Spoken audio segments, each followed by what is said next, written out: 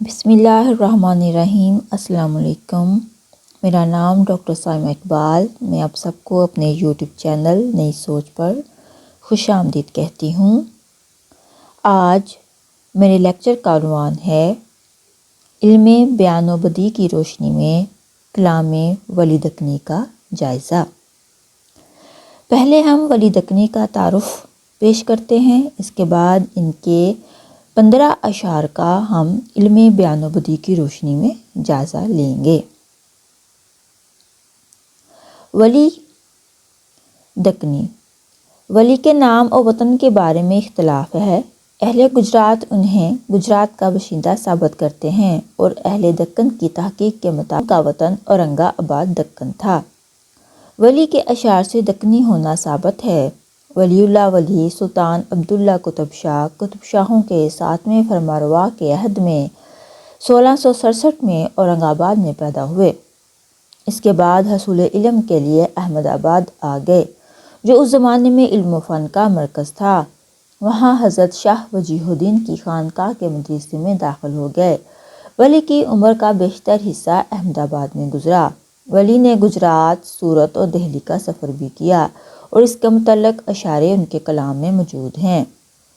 دہلی میں ولی کی سعد اللہ گلشن سے ملاقات ہوئی تو وہ ان کے کلام کو دیکھ کر بہت متاثر ہوئے اور مشورہ دیا کہ ان تمام مضامین کو جو فارسی میں بیکار پڑے ہیں ریختہ کی زبان میں کام میں لانا چاہیے۔ فلسفہ کی گہرائیوں اور علمی مضامین اور اخلاقی باتیں نہ ہونے کے باوجود ولی کی شاعرانہ اہمیت مسلم ہے۔ جب بھی اردو غزل کی بات ہوگی، اولیت کا تاج ولی کے سر کی زینت بنے گا۔ وہ غزل کو نئے معنی اور نئے راستوں پر ڈالنے کا ممار اول ہے۔ قائم چاند پوری نے اپنے تذکرے نکات سخن میں لکھا ہے کہ ولی نے سعد کے مشورے پر عمل کیا اور دوسری مرتبہ دہلی گیا تو ان کے کلام کی خوب قدر ہوئی، یہاں تک کہ شہرت ہوئی کہ عمرہ کی محفلوں اور جلسوں اور کوچہ بازار میں ولی کے اشعار لوگوں کی زبان پر تھے۔ ولی دکنی کو محمد حسین آزاد نے اردو شاعری میں وہی مقام دیا ہے جو انگریزی شاعری میں چاثر اور فارسی شاعری میں رودکی کو حاصل ہے۔ ولی کی تاریخ وفات بھی بے حد متنازع ہے۔ ڈاکٹر جمیل جالبی کی تحقیق کے مطابق وہ 1730 کے بعد فوت ہوئے۔ اب ہم ولی دکنی کے کلام کا علم بیان و بدیع کی روشنی میں جائزہ لیں گے اور اس کے ساتھ ساتھ ان کے فکری موضوعات کو بھی بیان کریں گے۔ تو ہم شروع کرتے ہیں۔ پہلا شعر: صنم مجھ دیدہ و دل میں گزر کر، ہوا ہے باغ ہے آب رواں ہے۔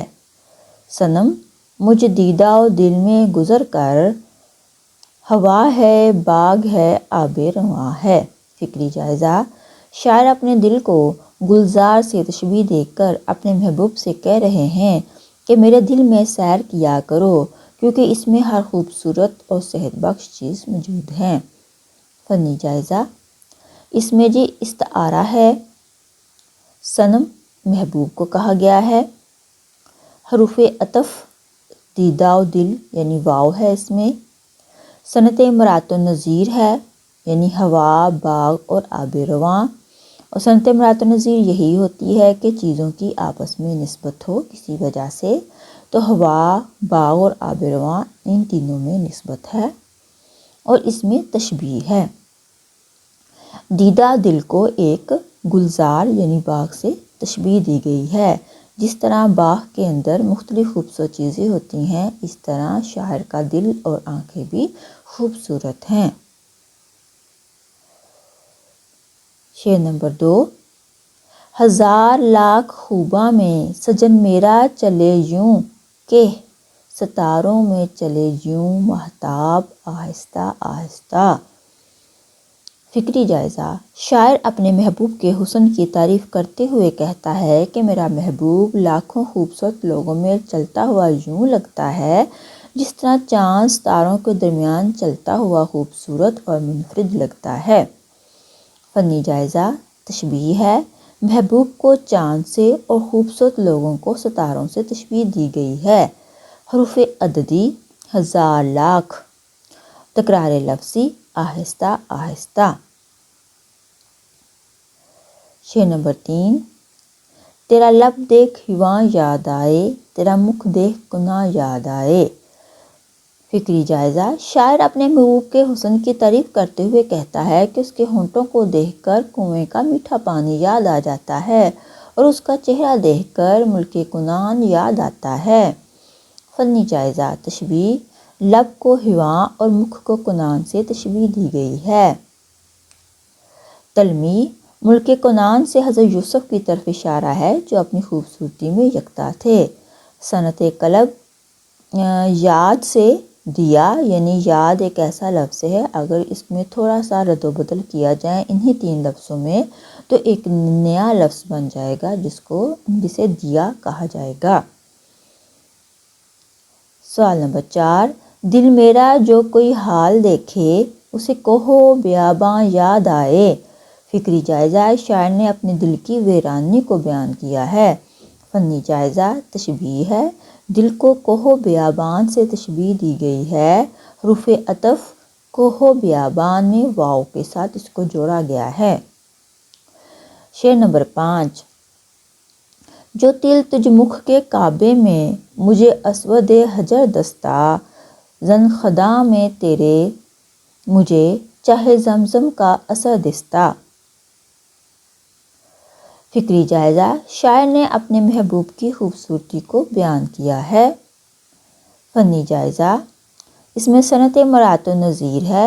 صنعت مرات و نظیر کی میں تعریف بیان کر چکی ہوں کہ ایک ہی چیز سے نسبت رکھنے والی چیزیں، تو اس میں کعبہ، حجر اسود اور چاہے زمزم، ان کا آپس میں ایک نسبت ہے، تو یہ صنعت مرات و نظیر ہیں۔ اس شعر میں تشبیہ ہے، تل کو حجر اسود سے یعنی ان کی سیاہی کی وجہ سے، مکھ کو کعبے سے اور تھوڑی کے نیچے پڑنے والے گڈھے کی گہرائی کو زمزم کے کنویں سے تشبیہ دی گئی ہے۔ نمبر 6، یاسین طٰہٰ والضحیٰ نازل ہوئے تجھ شان میں، واللیل والشمس ہے تجھ زلف و مکھ کے درمیان۔ فکری جائزہ، شاعر نے حضرت محمد صلی اللہ علیہ وسلم کی تعریف بیان کی ہے اور یہ نعتیہ شعر ہے۔ فنی جائزہ، تلمیح، قرآن پاک کی 3 سورتوں یاسین، طٰہٰ اور والضحیٰ کا ذکر کیا گیا ہے۔ تشبیہ، زلفوں کو رات کی سیاہی سے اور چہرے کو سورج کی روشنی اور چمک سے تشبیہ دی گئی ہے۔ صنعت لفظ و نشر، لیل کی مناسبت سے زلف اور شمس کی مناسبت سے مکھ کو بیان کیا گیا ہے۔ نمبر 7، تجھ لب کی صفت لعل بدخشاں سو کہوں گا، جادو ہیں تیرے نین غزالہ سو کہوں گا۔ فکری جائزہ، اس شعر میں شاعر اپنے محبوب کی تعریف بیان کر رہے ہیں۔ فنی جائزہ، تشبیہ، لبوں کو لعل بدخشاں سے اور آنکھوں کو غزالوں سے تشبیہ دی گئی ہے۔ تلمیح، لعل بدخشاں، بدخشاں میں پایا جانے والا لال سرخ رنگ کا بدخشانی قیمتی پتھر، اور یہ بدخشاں جو ہے افغانستان کے شمال مشرق میں صوبہ بدخشاں ایک تاریخی مقام ہے جو معدنیات کی وجہ سے مشہور ہے۔ نمبر 8، گل ہوئے غرق آب شبنم میں، دیکھ صاحب حیا کی ادا۔ فکری جائزہ، اس شعر میں شاعر نے اپنے محبوب کو حیادار دکھایا ہے۔ فنی جائزہ، صنعت حسن تعلیل، شاعر نے پھولوں کا شبنم کے قطروں میں تر ہونے کو پانی میں ڈوبنا کہا ہے کیونکہ وہ اس کے محبوب کو دیکھ کر پانی میں شرم کے مارے غرق ہو گئے ہیں۔ استعارہ، صاحب حیا اپنے محبوب کو کہا ہے۔ تراکیب آئی ہیں اس میں، آب شبنم اور صاحب حیا۔ صنعت قلب، اس میں لفظ ادا آیا تو ادا کو الٹا کر کے پڑھیں تو ادا ہی بنتا ہے۔ نمبر 9، اے رشک باغ جنت جب سوں جدا ہوا تو، دوزخ ہے مجھ کو تب سوں گلزار کا تماشا۔ فکری جائزہ، شاعر اپنے محبوب سے جدا ہونے کے بعد کی حالت کو بیان کر رہا ہے۔ شاعر کہتا ہے کہ جو چیزیں مجھے پھولوں جیسی لگتی تھیں تم سے جدا ہونے کے بعد وہی چیزیں کاٹنے کو دوڑتی ہیں۔ فنی جائزہ، استعارہ، محبوب کو رشک باغ جنت کہا ہے۔ صنعت مترادف، باغ گلزار، صنعت تضاد، جنت دوزخ۔ تشبیہ، دنیا کو پہلے گلزار پھر دوزخ سے تشبیہ دی گئی ہے۔ مت آئینے کو دکھلا اپنا جمال روشن، تجھ مکھ کا آب دیکھے آئینہ آب ہوئے گا۔ فکری جائزہ، شاعر اپنے محبوب کے خوبصورت چہرے کی تعریف بیان کر رہے ہیں۔ فنی جائزہ، صنعت تجنیس، مکھ کا آب سے مراد چہرے کی چمک اور آئینہ آب ہونے سے مراد آئینے کا شرم کے مارے پانی پانی ہونا ہے۔ یعنی اس میں جو آب اور آب دو مختلف معنوں میں استعمال ہوئے ہیں اور لفظ یہ ایک ہی ہیں۔ صنعت مبالغہ، محبوب کی خوبصورتی کو بڑھا چڑھا کر پیش کیا گیا ہے۔ نہ ڈھونڈو شہر میں فرہاد و مجنوں کا ٹھکانہ تم، کہ ہے مشتاق کا مسکن کبو صحرا کبو پربت۔ فکری جائزہ، شاعر نے عاشق لوگوں کی حالت کو بیان کیا ہے کہ عاشق لوگوں کا کوئی ٹھکانہ نہیں ہوتا۔ فنی جائزہ، صنعت تلميع، فرہاد اور مجنوں۔ اس میں فرہاد اور مجنوں دو ہماری جو ہے داستانوی کردار ان کا ذکر آیا ہے۔ صنعت لفظ و نشر، فرہاد کی نسبت سے دوسرے مصرعے میں پربت اور مجنوں کی مناسبت سے دوسرے مصرعے میں صحرا کا ذکر کیا گیا ہے۔ شعر نمبر 12۔ سجن تجھ گل بدن کا آج نئی ثانی چمن بہتر، غلط بولا چمن کیا بلکہ جنات عدن بہتر۔ فکری جائزہ، شاعر نے اپنے محبوب کی خوبصورتی کو بیان کیا ہے۔ فنی جائزہ، تشبیہ، سجن کو پہلے چمن پھر جنات اور بعد میں عدن کی خوبصورت چیزوں سے تشبیہ دی گئی ہے۔ صنعت جمع، چمن، جنات اور عدن کو محبوب کی خوبصورتی کی وجہ سے ایک جگہ پر اکٹھا کیا گیا ہے۔ صنعت جمع یہ ہوتی ہے کہ مختلف چیزوں کو، مختلف خصوصیات کی حامل چیزوں کو ایک مقصد کے تحت ایک جگہ پر اکٹھا کرنا۔ تو یہاں پر چمن، جنات اور عدن یہ مختلف جگہیں ہیں اور یہاں کی چیزوں کو محبوب کی خوبصورتی کے لیے اکٹھا کر دیا گیا ہے۔ شعر نمبر 13۔ ہے جدائی میں زندگی مشکل، آ جدائی نہ کر خدا سوں ڈر۔ فکری جائزہ، شاعر اپنے محبوب سے التجا کر رہا ہے کہ مجھ سے دور نہ ہو۔ فنی جائزہ، محاورہ ہے اس میں، خدا سے ڈرنا۔ نمبر 14۔ تیرے ابرو کی گر پہنچے خبر مسجد میں زاہد کو، تراشا دیکھنے آوے تیرا محراب سوں اٹھ کر۔ فکری جائزہ، شاعر نے اپنے محبوب کے ابرو کی خوبصورتی کو بیان کیا ہے۔ فنی جائزہ، صنعت مرات النظیر۔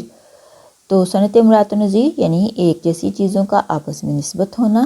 اس میں مسجد، زاہد اور محراب ان کا آپس میں تعلق ہے۔ تشبیہ، محبوب کے ابروؤں کے خم کو مسجد کے محرابوں سے تشبیہ دی گئی ہے۔ آخری شعر۔ وہ صنم جب سوں دیدہ حیراں میں آتش عشق پڑی عقل کے سامان میں آ۔